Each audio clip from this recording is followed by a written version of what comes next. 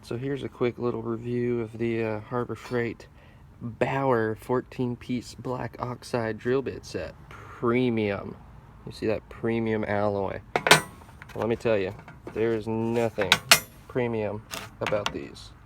Now, I know black oxide is definitely the cheapest drill bit you can go with. I think these were about $15 at the time I purchased them.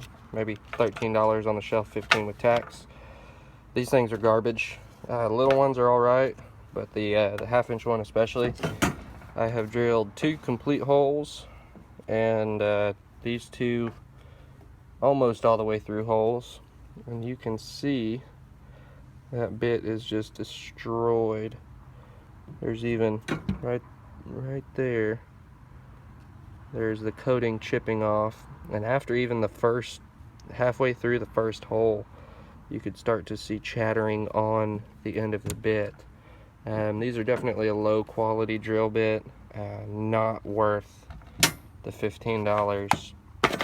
Harbor Freight, step your game up if you're going to charge the same price as DeWalt. I mean, I've had Ryobi sets that are better than this. Again, can't even get through 4 half-inch holes with pre-drilling in 3/16 mild steel. So pretty big letdown.